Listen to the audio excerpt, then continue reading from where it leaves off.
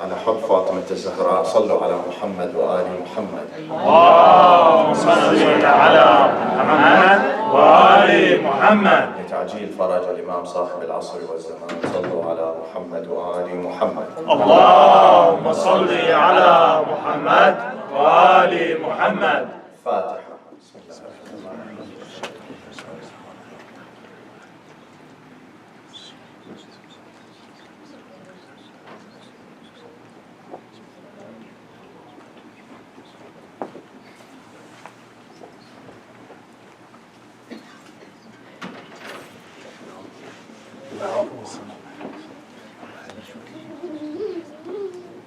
بسم الله الرحمن الرحيم. صلى الله عليك يا سيدي ويا مولاي يا رسول الله، وعلى آلك الطيبين الطاهرين.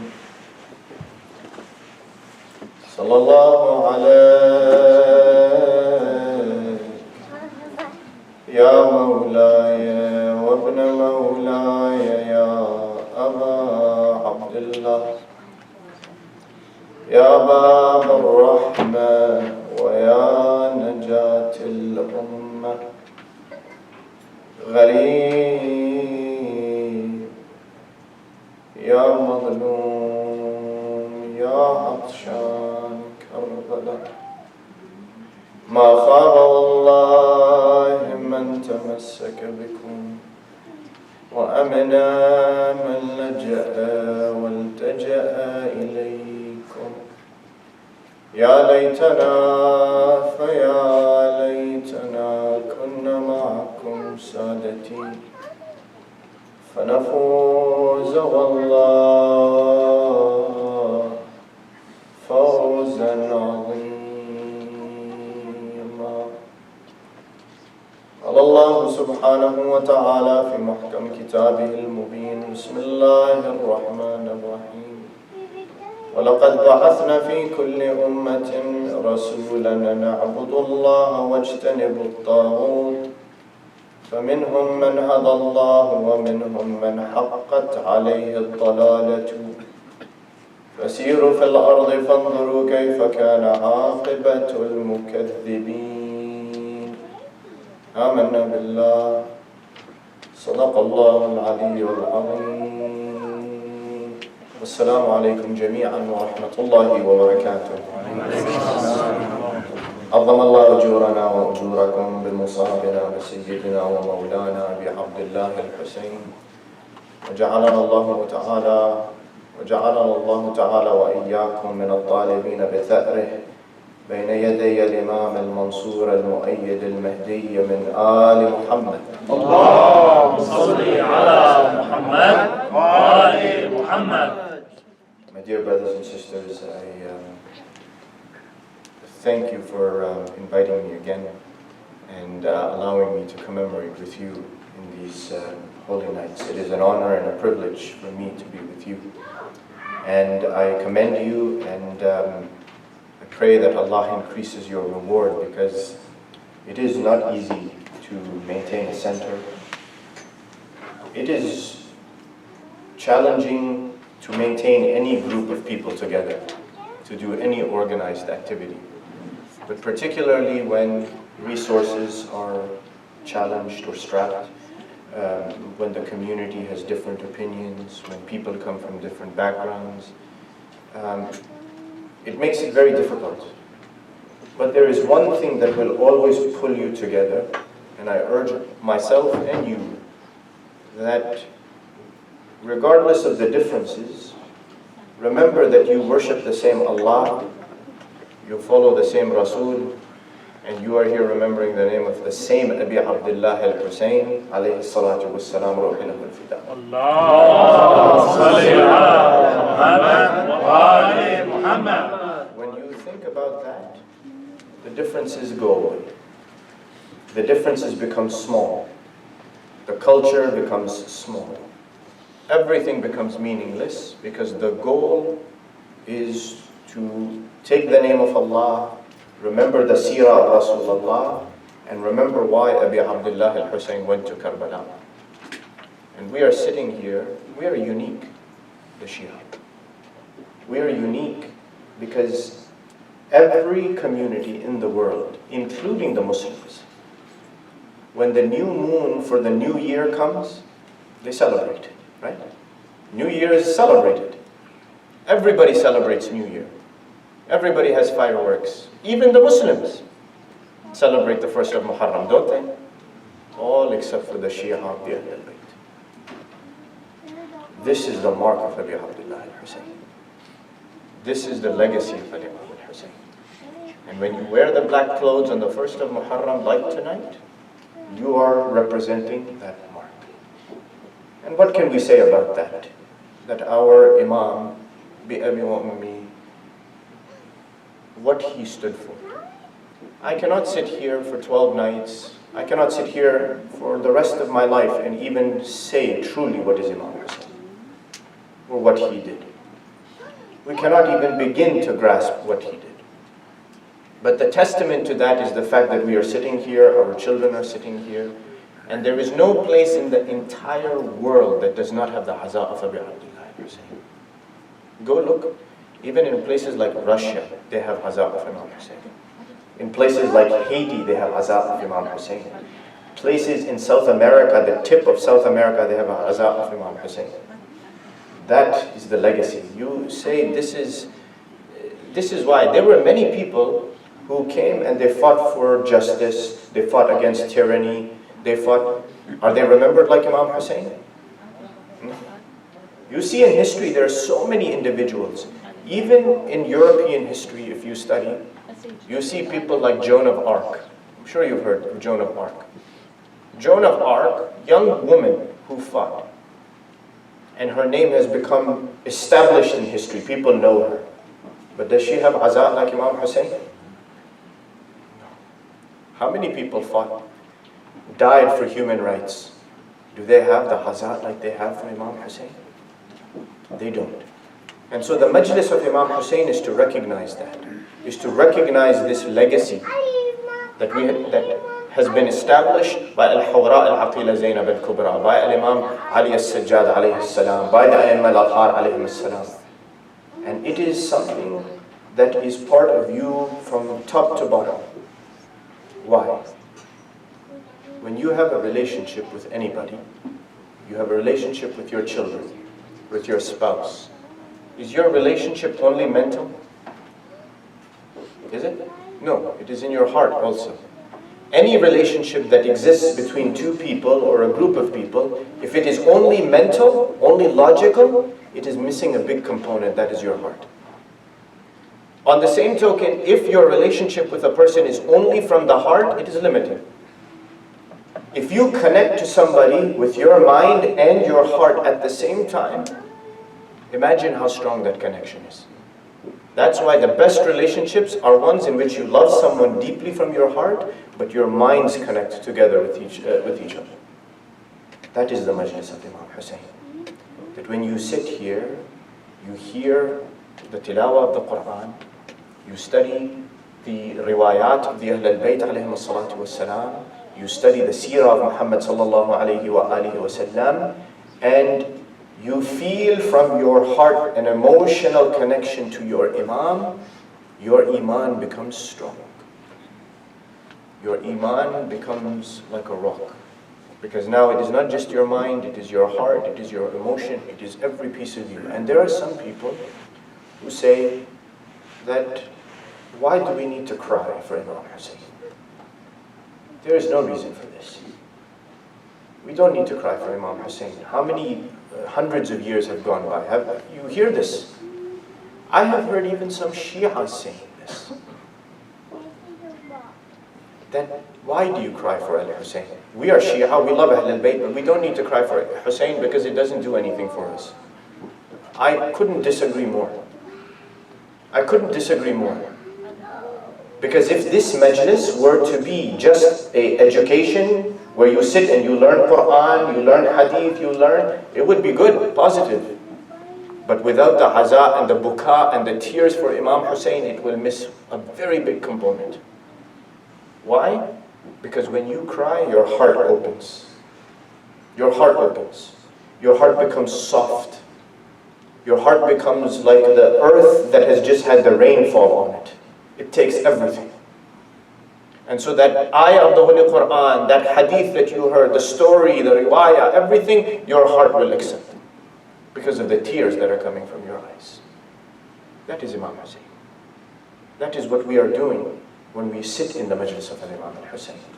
So encourage your children to feel the pain, to remember our Madloom Imam, that with what struggle he went forward, and with what struggle he established the legacy of his grandfather Rasulullah.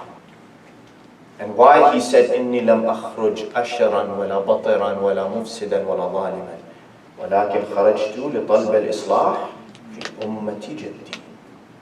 I came out to establish reform, putting things right in the community of my grandfather Rasulullah sallallahu alayhi wa alihi wa sallam. Salawat. اللهم صل على محمد وآل محمد. That legacy of our Habib sallallahu alayhi wa alihi, it is what Karbala represents. The Husseini movement is a representation of Rasulullah, isn't it? It is nothing different than the representation of Rasulullah. And it begins with what Rasulullah did.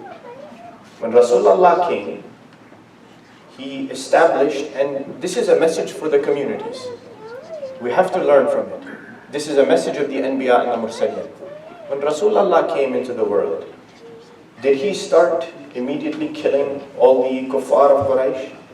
Did he kill the Christians? Did he kill the Jews? Even after Fatah Mecca, once Mecca was liberated, did he? Did he kill anybody? No, he didn't. He gave sanctuary. He gave refuge to the people. Even he said the people who go hide in the house of Abu Sufyan, they will be safe. They will be safe. Nothing should be taken from them. No property should be robbed from them. Rasulullah established understanding, yet Muslims cannot agree with each other. Shia cannot agree with each other. Rasulullah is tolerant of Christians, Jews, kuffar. But we cannot tolerate each other. Yet you see, he reached a point, and this is the message now, that he said, you have to draw a line somewhere. You know this, that in the 8th year after Hijrah, Rasulullah sallallahu alayhi wa alihi wa sallam came, he liberated Mecca, opened Mecca. He went into the Kaaba. Imam Ali alayhi salatu was salam, you know this story, right? Imam Ali, when he describes, he says, I came into the inside the Kaaba. Rasulullah, he lifted me on his shoulder, yes? And he started to break down all the idols. Imam Ali was asked later on, Ya Ali, when you were on the shoulder of Rasulullah, what was it like you were breaking down the idols? Imam Ali, he says, it is as if my head was in the sky near the stars. It was as if my head was in the sky near the stars. And that's why the ayah then came. جاء الحق وزهق الباطل من الباطل كان زهوقا. Haqq has come, batil has been removed. Now Rasulullah liberated Mecca. Yes? Do you think the kuffar of Quraysh went running away? They left? No, they stayed. They stayed in Mecca. So much so that the history tells us that they would still come to do their tawaf. Tawaf of the Kaaba was not a Muslim ritual only. The kuffar of Quraysh would come from far and wide, from Yemen, from Syria, from all over the place. All over Hijaz they would come to do tawaf of the Kaaba. So the kuffar of the Quraysh, kuffar from all over the place will come. They will keep doing tawaf. Now Muslims are controlling Mecca. But they will keep doing tawaf, keep doing tawaf, keep doing tawaf. They had a tradition that eventually, after doing the tawaf, their thinking was sort of backwards. That after finishing the tawaf, they will want to sacrifice something to their gods, to their idols. So they will take off their clothes and throw their clothes. So they say there was one lady, she did so many tawaf that she kept throwing her clothes. Eventually she had no clothes on. Now imagine, she is standing there with no clothes trying to do tawaf. The Muslims did not accept this. This is not appropriate behavior. You have to draw a line now. You cannot allow this sort of behavior. You draw a line between what is acceptable and you tolerate and what is no longer acceptable. Rasul did this in his time. Rasul did this, and that's why small things that the kuffar were doing to break the rules, eventually Rasul said enough, and that's when Surah At-Tawbah came. What did Surah At-Tawbah say? Bara'atun min Allahi wa rasulihi ila alladhina ahadtum min al-mushrikeen. Allah sends His message down to His Rasul. This is from Allah. Bara'atun min Allahi wa rasulihi. Allah disassociates Himself and His Rasul from those mushrikeen who you had made an agreement with. Why? Because they started to go too far. They started to go too far. They started to break the rules. And that's why even Rasul was told in the ayah of the Holy Quran, it comes down, and it says that there will be people, Ya Rasulullah, who will deny you. They will deny you, they will forget about you, they will not listen to you, they will disagree with you. They will call themselves Muslim and they will disagree with you. They will call you Muslim. And if they do that, then you have to say something to them.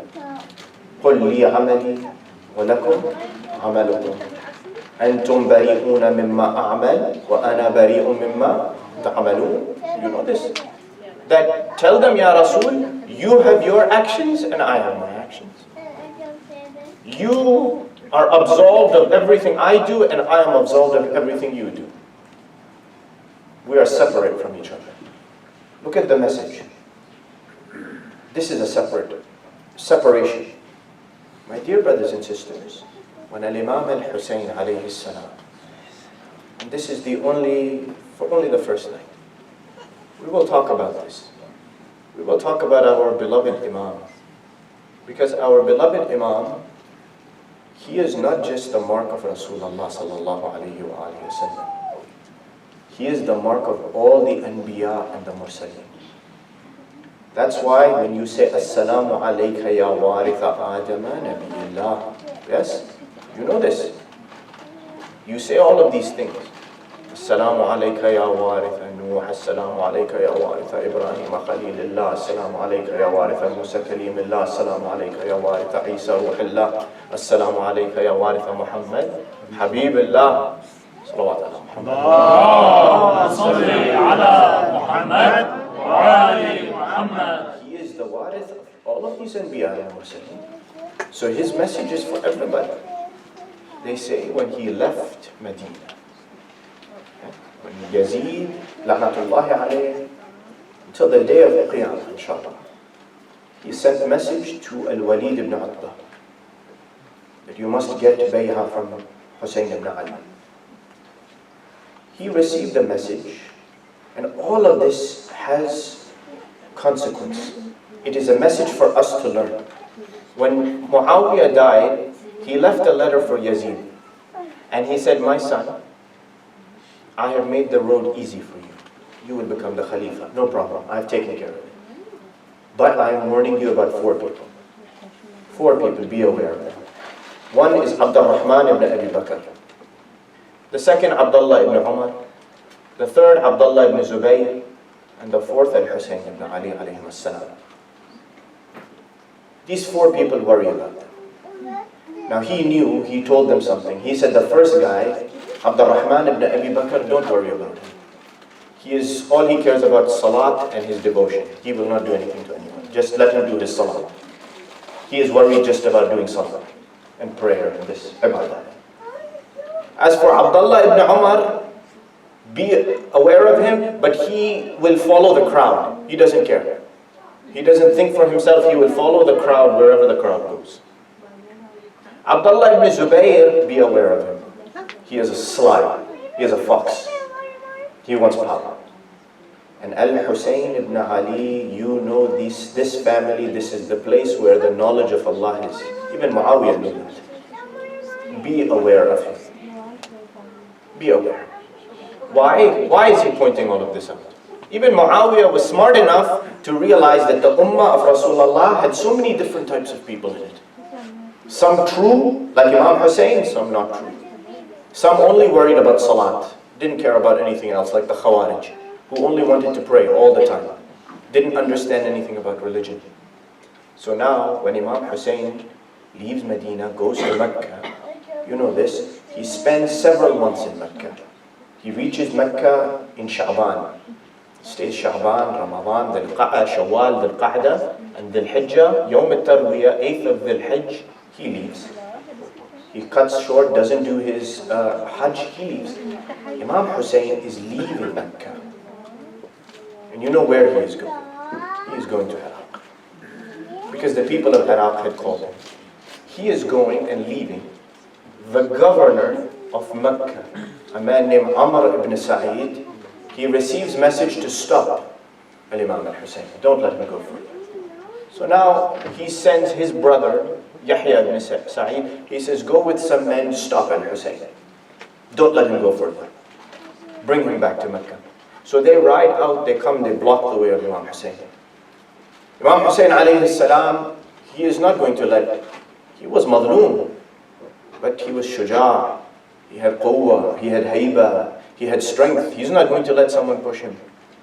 So there was a scuffle, there was some pushing, the people with Imam Hussein pushed, and he started to move forward. This man, Yahya ibn Sa'id, he says, "Oh Hussein, you are going to create trouble.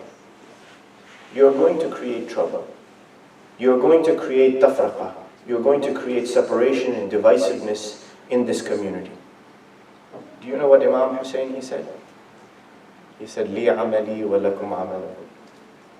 Antum bari'una mimma a'mal wa ana bari'un mimma ta'malun." Same verse that his grandfather used, he used the same verse. You have your action, I have my action. You are disassociated from me, from what I do, and I am disassociated from you, from what you do. Now the people he was talking to, they were Muslims or not Muslims? They were Muslims. They were not even first generation Muslim. They were third generation Muslim, some of them. Third generation Muslim. Meaning their fathers were also Muslim, their grandfather also was Muslim. He was not talking to kuffar of Quraysh anymore like his grandfather Rasulullah was doing. He was talking to Muslims. Yet look, he drew the line. He drew the line. And again, when they asked him that you are going to create disunity, Imam Hussein's answer, he says, a man in my position never does anything to create disunity. So when someone asked him that, Yabna Rasulillah, why are you leaving Mecca? He said, I heard from my grandfather Rasulullah that somebody will be killed like a kabsh in Mecca, in the haram. And you know, spilling of blood in the haram is not allowed. He says, I did not want to be that man who gets killed and his blood is spilled and takes the sanctity of the Kaaba and the Masjid al-Haram. So I am leaving. Look at Imam Hussein. Preserving the sanctity of the Kaaba. This is Nafs al-Rasul. This is Dam al-Rasul. That he moves forward and he leaves now. And yet, Bi-Abi wa Ummi, he comes and you see, he travels from one place to another place. And we will talk about it, his journey up to Karbala. He met so many people. And even when he came and stopped in Karbala, my dear brothers and sisters, did he stop from telling them? Even on the last day, he said, Alastu ibn bint nabiyyikum? Am I not the son of the daughter of your Rasul? Is there any other grandson of Rasul on this earth other than me today? He asked. And the people would come and ask, they say, Yabna Rasulullah, you are so down. Imam Hussein would say, he says, they are here trying to take my life and kill my blood, and I'm trying to save them in the Akhirah. Because by killing me, Allah is going to throw them into Jahannam. He's going to throw them into Jahannam. My dear brothers and sisters, the Majlis of Imam Hussein is a lesson in giving enough compromising enough, tolerating enough until you reach a point and you say, I cannot tolerate anymore. This is how our lives should be. We treat each other with tolerance. The rule is tolerance. The rule is acceptance. The rule is to say, I will work with my fellow brothers and sisters. I will do to ensure the preservation of what is good, what is proper, what is Islamic, what Allah wants, until I reach that breaking point where I cannot tolerate anymore. That is Imam Hussein. We have to practice this way. This goes for every relationship. If you are in a relationship that is abusive, or someone doesn't treat you properly, you tolerate, don't you? You tolerate, you tolerate, you tolerate, you tolerate, you tolerate, until finally you don't tolerate anymore. And you draw a line and say, that is enough. Why? Because once you take too much and you tolerate too much, you have now done dhulm on your own self by taking too much and allowing someone to abuse you. And that's why Imam Hussein, he would say, Hayhat min al-dhulm. Keep the disgrace away from me. It is far from me. Disgrace is far away from me. I am not disgraced. Imam Hussein was not disgraced. Don't let anyone tell you he was disgraced or that he had been trampled. He died a lion. He died a champion. That's why we are sitting here today. That's why today everyone remembers and says, Ya Hussein, labbayka ya Hussein. And that's why everyone says, Abad wallahi ya Zahra ma nansa Husayna. We will not forget Imam Hussein.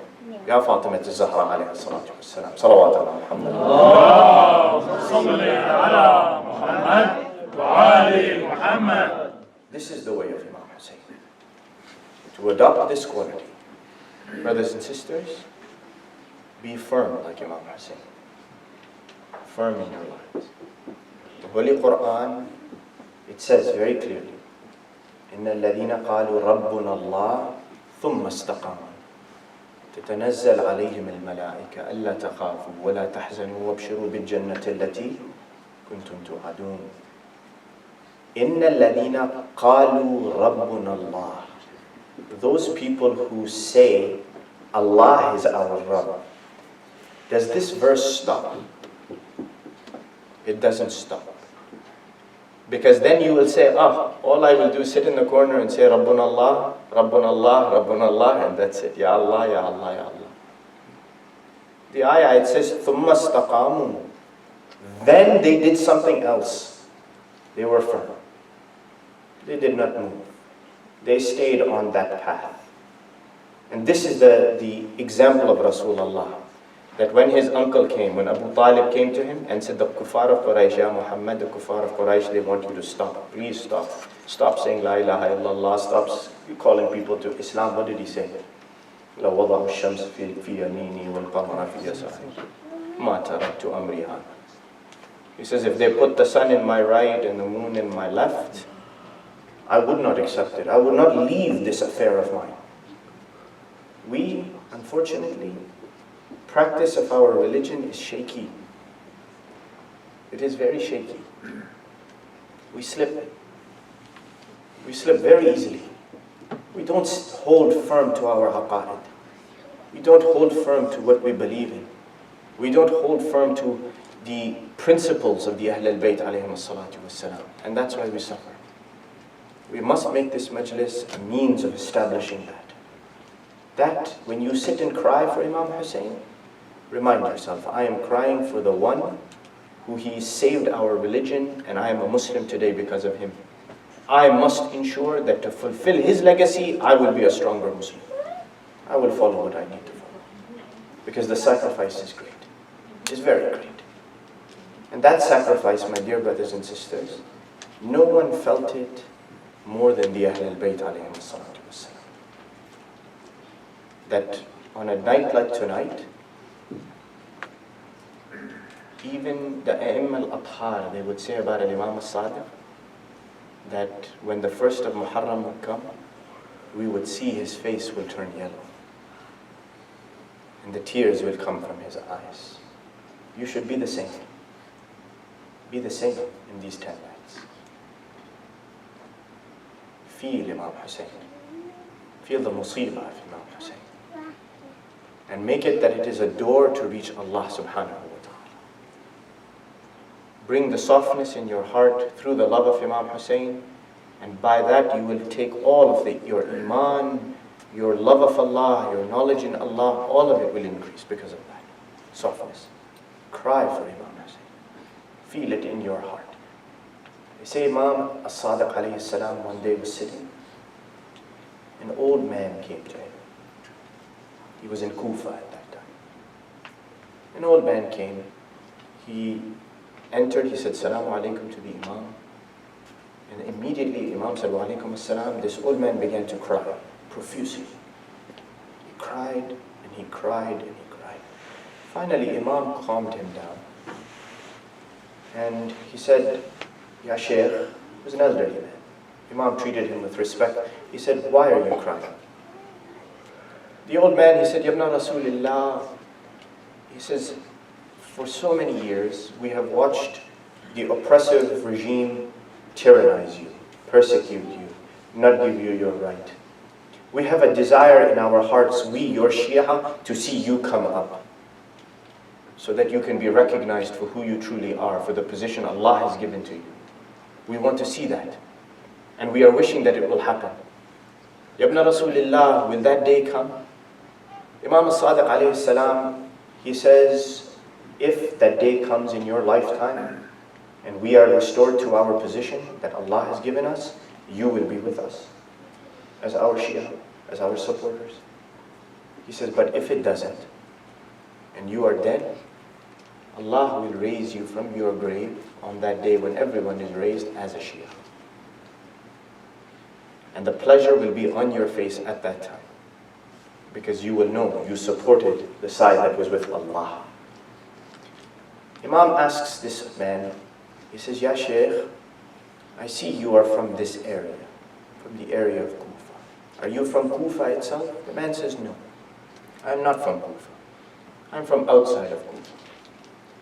Imam, he says, Ya Shaykh, where are you with respect to Karbala? How far are you from Karbala? The Shaykh, he says, Yabna Rasulillah, I'm very close to Karbala. Imam asks, he says, do you go visit my grandfather Al-Hussein? The old man, he says, I go all the time. Imam As-Sadiq, he says, Ya Shaykh, ذاك الدم يطلب به الله. Allah is going to ask about that blood that was spilled, the blood of Al-Hussein. He says, ما أصيب ولد فاطمة كما ما أصيب ولد فاطمة كما أصاب الحسين. The trial and difficulty that came on Imam Hussein, none of the children of Fatima al-Zahra faced what she faced. None of them. Then he says, Imam As-Sadiq, he says, إذا كان يوم القيامة يا شيخ. If the day of judgment comes, أقبل رسول الله ومعه الحسين. Rasulullah will come forward on the day of judgment, and Hussein will be with him. ويده على رأس الحسين يقطر دما. The hand of Rasulullah will be on the head of Hussein, dripping with blood. فيقول رسول الله يا رب سل أمتي فيما قتلوا ابني الحسين.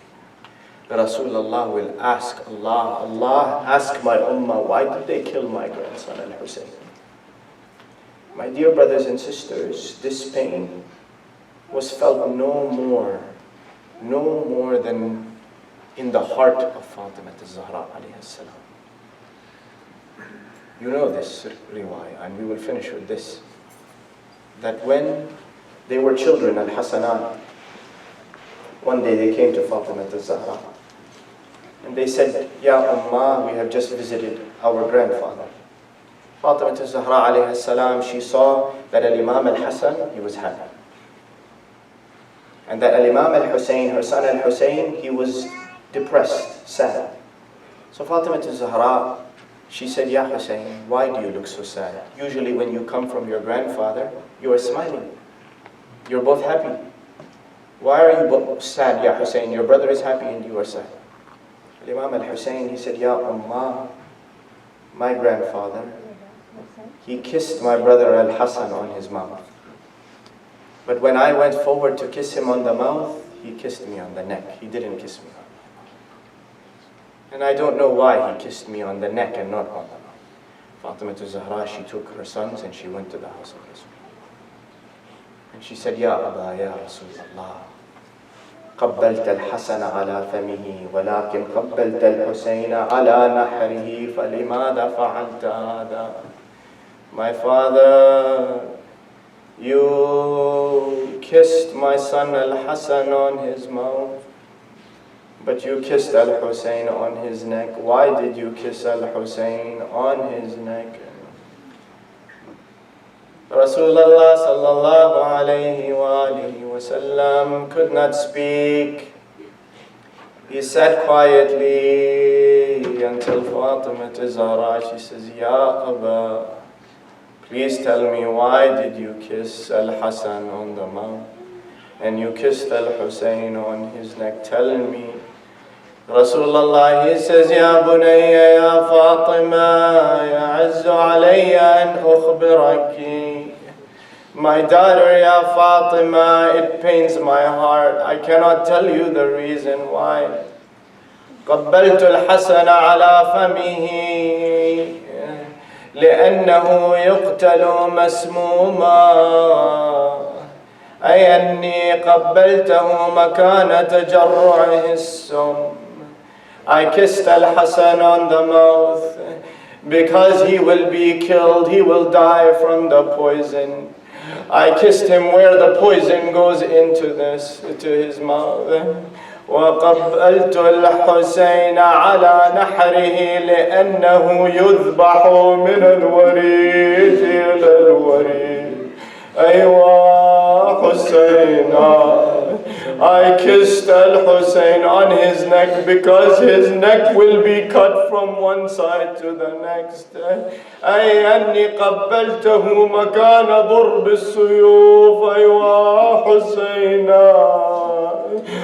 I kissed him on the neck, the place where the swords are going to fall.